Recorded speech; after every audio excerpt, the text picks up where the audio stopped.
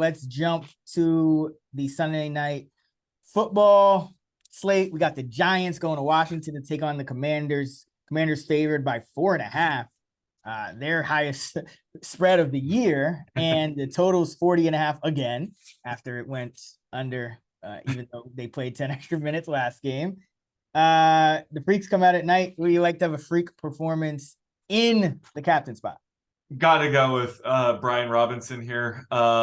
Too bad I didn't get one of those like big hats to go with this, but he's just a clear play here. Should be a lower scoring game, and the Giants struggle against the run. They rank 31st in DVOA against the run. Sounds like Leonard Williams should return to action this week, but if he's held out or his neck injury limits him at all, it's only going to make this matchup better. And like I said, it's going to be a lower scoring slate, and Brian Robinson is the odds-on favorite to score a touchdown. He has the best touchdown odds on this slate, so just getting one touchdown, maybe two here, would be more than enough in the captain slot. But yeah, just with the potential positive game script, this sets up perfectly for him. So he's definitely my captain play here. Yeah, Robinson's my top play as well in the captain spot, just based on value. Obviously you can go Saquon has got the highest projected ceiling, and Terry McLaurin. He's always going to be in play. He roasted the Giants in that last game, and it looks like Adore's still going to be out. So there are some options. And obviously, Antonio Gibson is another one. They're both, Robinson and Gibson, are on the injury report. Robinson's averaging 21.5 touches per game over these last two. So he's overtaken Gibson. But the way this Commander team is going run heavy, there's a chance both of these backs get 20 carries. So a lot of options. But yeah, Robinson would be my top choice as well. Who do you like for dart throws? Yeah, so for Washington, it's kind of tough because they're kind of top heavy, and then all the guys that might be dart throws suck, and I don't want to use them. So it was kind of a toss up between Samuel and Jahan Dotson. I'll let you take the other guy. I'm taking Curtis Samuel here. But with Samuel, he had a really rough stretch, but at least heading into the bye, he had a pretty big game against these Giants. He had a 6-catch game for 63 yards, and he's been getting 3 to 4 rush attempts per game recently. So, with both, I don't know if we mentioned this, but Brian Robinson popped up on the injury report. He's been limited at practice, which is kind of unsettling because they just had a bye week. So if he and Gibson are limited somewhat with injuries, that could mean even more design touches for Curtis Samuel here.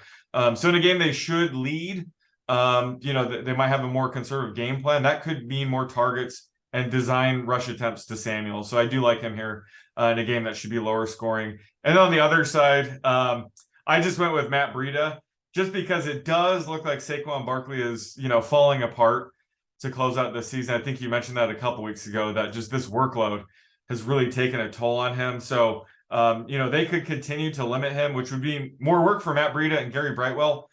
Since this does look like it will be a trailing game script, I would prefer Breida since he does handle more of the third down work and 2-minute drill. He actually ran the 2-minute offense last week. So when they like to spell Barkley, Breida will take over those, passing situations. So, and he also saw a goal line touchdown a couple weeks ago. So he's probably going to get the more high leverage touches in terms of fantasy. So I think just on a slate like this, it's pretty rough on the Giants side. I think taking a swing on a guy like Matt Breida makes sense.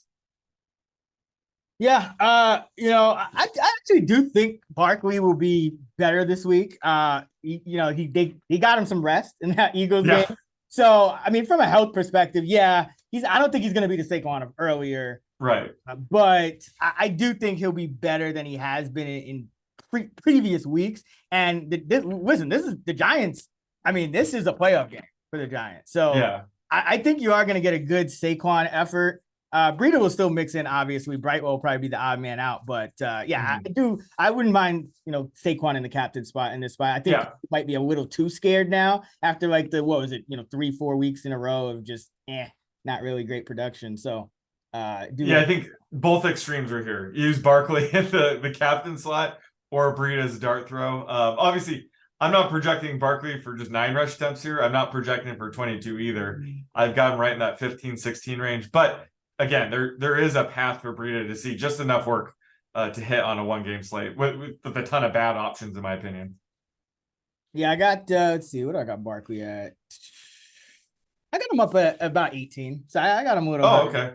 Yeah. He has a wide range of outcomes. Let's just put it that way.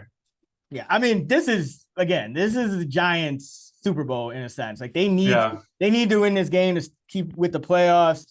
They, got their ass busted by the Eagles. Saquon was like, I wasn't hurt in that game. We just got our ass whipped. And so they took me out. But so I think Saquon is gonna I think he's gonna get as much work as he can handle in this spot.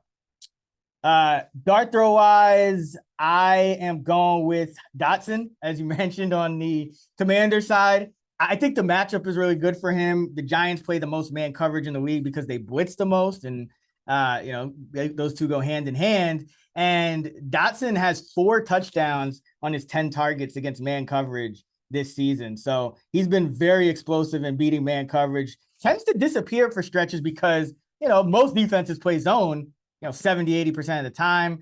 And against zone, he's not you're going to go to Terry McLaurin first and foremost there. But I think Dotson in some single coverage, Noah Dory Jackson, I think Dotson could take advantage here. So really like him.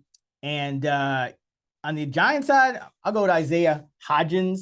He's second among the Giants pass catchers who will be active in this game with 1.5 yards per route against man coverage. And Washington, they're top 11 in DVOA versus number 1 receivers, tight ends, and running backs. Number 2 and 3s, they're 26. So whatever you consider Hodgins, he's kind of the number 2 at this point. Ran a route 88% of the time each of the last 2 games. I think he can have a big game here. I know everyone's going to kind of be looking at Slayton to lead them, but Hodgins is a kind of dark horse to lead the team in receiving. And it looks like Richie James is still, I think he's in the concussion protocol, so not a guarantee to be at full strength there. So yeah, like Hodgins for the Giants. Yeah, I was gonna say if Richie James was ruled out, who would they use in the slot? I mean, Kenny Golladay would probably enter the rotation, right? So he'd be in play if James is out, but like, nah, I think no, he would be in play, but I wouldn't play him. I would probably. Yeah, I'm saying his routes run rate would be. Yeah, let's see. I think Marcus Johnson might get some more work. Oh yeah, that's true. Yeah. Let's see. I could check that. Because yeah, that's true. They might. I think they just signed somebody to the practice squad. Oh, Jaden Mickens, they just signed to the practice squad, so he might. Jesus. Play some slot. Hey, maybe Matt Burrito will line up a little bit in the slot. Yeah. Yeah, I mean, Lawrence Cager. They could activate. Oh yeah, that's right. He's in a healthy scratch. Well, Bellinger's banged up too, so Cager could be in play either way. Yeah. It looks like Slayton actually has the most slot snaps after Richie James and Wandale. So I think they would kind of kick him inside at times, and it would just be and let Golladay run wind sprints on the perimeter. Okay. Yeah, Golladay and probably they probably get Hodgins and Marcus Johnson, and Golladay would be in there too. But what a dumpster fire this team is. I mean, projecting this wide receiver rotation all season has been the biggest nightmare, right? Aside from the Rams running backs, the Giants receivers. After a while, it just kind of became it kind of became clear. It was like, all right, it's going to be Slayton. And then when they picked up Hodgins and played him as like a starter that first game, it was like, all right. So it's kind of cleared up a little bit, but if James is out, that's a very interesting conundrum because no one really is a primary slot. I mean, David Nichols would be active too, but either way, I think Hodgins, he's kind of following that Slayton path of, just getting more and more chemistry with Daniel Jones, who's playing pretty well down the stretch, by the way. Luck rankings. What do we got for Giants Commanders?